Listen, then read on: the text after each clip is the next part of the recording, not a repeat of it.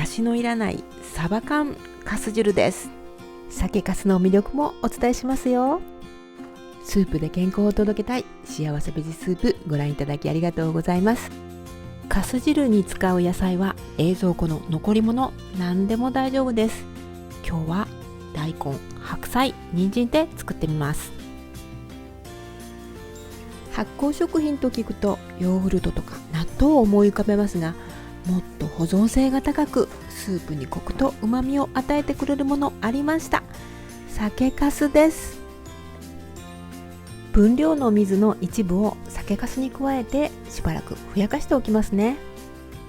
お酒を絞った残りが酒かすですよね。ですので糖質はお酒の方にいっちゃってるんで、これ嬉しいですよね。そして酒かすに多く含まれるタンパク質はレジスタントプロテインといって食物繊維のような働きをします。胃腸で消化されにくいんですね。これは整腸作用のほか余分な脂肪の排出を助けてくれるためダイエット効果も期待できます。またコレステロールを下げてくれる作用もあると言われているので、コレステロール値の高い方、この冬はかす汁です。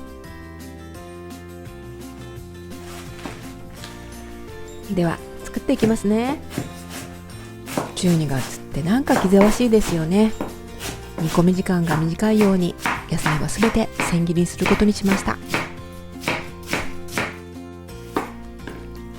綺麗な大根だったので皮ごと使いますね。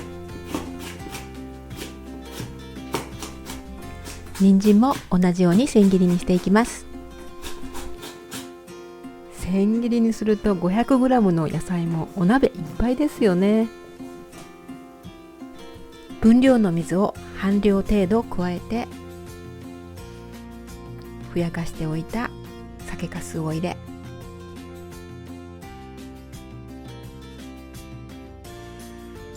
サバ缶を汁ごとすべて加えます。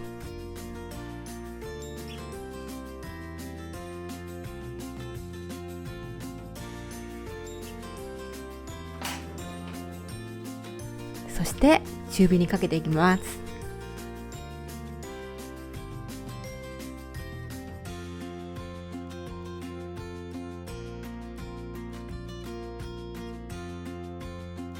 酒かすは先ほどお伝えした健康効果のほか、水溶性の食物繊維が多く善玉菌を増やして腸内環境を整えます。腸内環境が整うと免疫力はとてもアップします。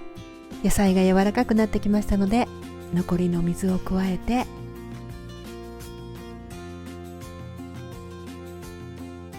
すりごまを入れ、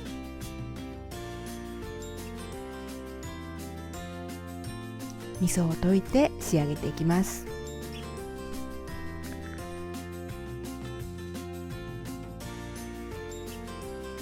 夕飯にいただきます。